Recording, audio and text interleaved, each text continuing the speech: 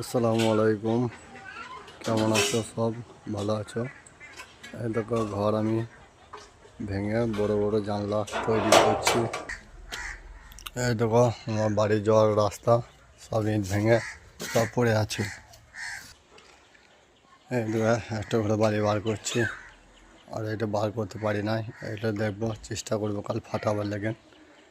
এই দেখো বারান্দা, সেখানে সব ফাটি সব বালি ত্যাগ করলাম ঘরের মধ্যে।